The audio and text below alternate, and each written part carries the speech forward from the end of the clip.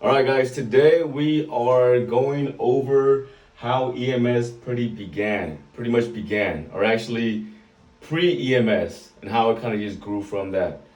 I'm trying to cover the book front to back, starting with this video. Some content I'm gonna post on YouTube for everybody to see, and the rest of the content is gonna be on my courses. So I know I had started courses before, I put a pause on that.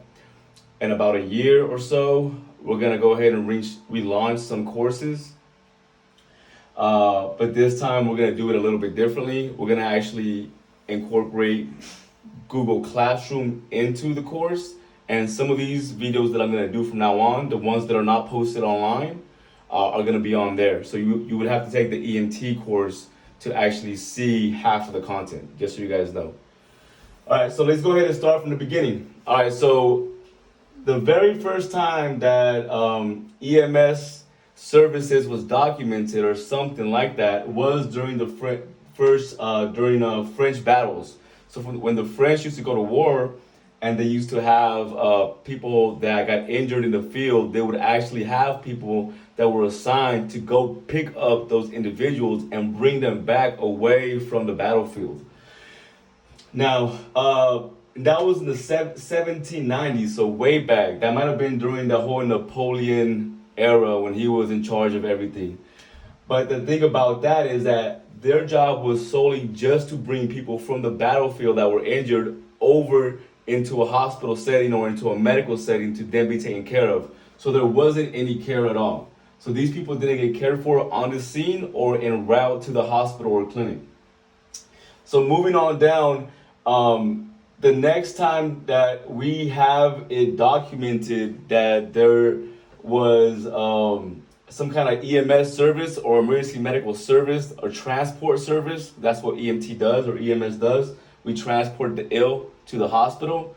The next time we actually have that documented was during the Civil War. Now, we are in the USA, at least I am, so I'm referring to the USA Civil War, not any other Civil War. I know people watch this all over the place. So I'm talking about the U.S. Civil War, because I'm talking about EMS service in the USA.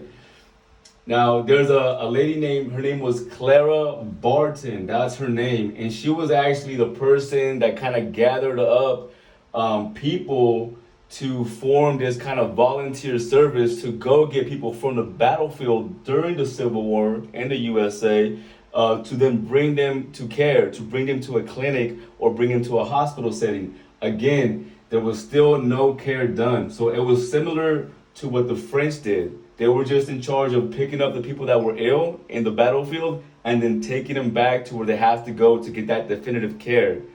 So you guys see Red Cross here.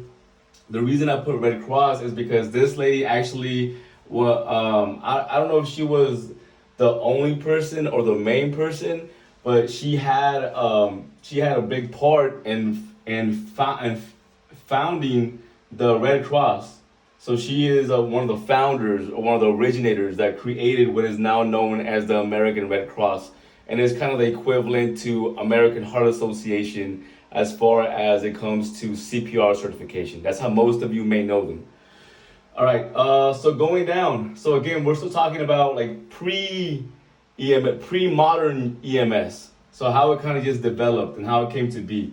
So then during World War I, that a lot of countries were involved in, so this has to do with everybody, there was something called the Battlefield Ambulance Corp. And their job was to do the same thing. So whenever there was a battle, they would go out and get the people from the battlefield and bring them back to care, bring them back to get that definitive care. And again, definitive care, in case you guys don't know what that means, definitive care is what ultimately needs to be done for the patient for them to get better, okay?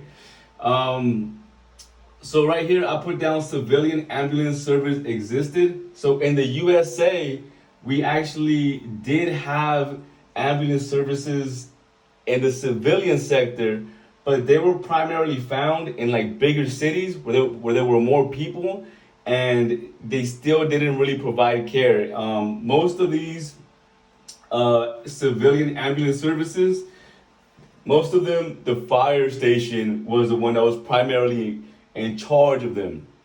And they did the same thing as these did. So there was no care involved whatsoever usually. It was they just picked up the person that was ill and then they just took him to where they had to go. Sometimes the morgue would do it. Sometimes the police station was in charge of providing EMS services, but usually during this era, it was going to be the fire station. And so again, they weren't everywhere. They were primarily found just in big cities. So they weren't everywhere, just major cities. So now going down to the Korean and Vietnam conflicts or war. So in here, we actually did have care. So at this point, when these wars were going on or these conflicts were going on, we actually had developed care in the military system to provide care in the field. So we had those combat medics. Now they're known as corpsmen in the Navy. So we actually had people like that to actually provide care in the field to help the soldiers out. So there was a lot of benefits that came from that, and a lot of advances. So during this time, we actually started getting data that we gathered from the battlefields from wartime and started bringing it over to the civilian sector. And so a lot of the stuff that we know about trauma and advances, we actually get from combat nowadays. So that is still something that continues on till this day. Almost every advance that has to do with trauma is something that we gather from a trauma situation that happened in the battlefield and treatment and then what happened after that. So that's pretty cool.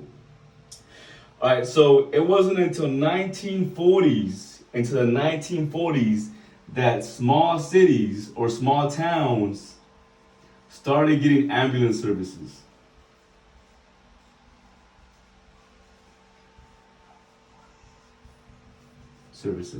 All right, so 1940s is when smaller towns, smaller cities actually started to have this type of EMS service. But then again, most of them still didn't really have care at the scene or en route to the hospital. It wasn't until like the 1950s and 60s that we actually started structuring a system that provided care to people at the scene and en route to the hospital. But that's all I'm going to cover for today. First section of chapter 1 for the book that I teach. If I didn't say so already, I'm going to be starting a class, EMT program in about a year or two. And all the new content, half of it will only be provided through there. And the other half I'm going to post for free. That's it.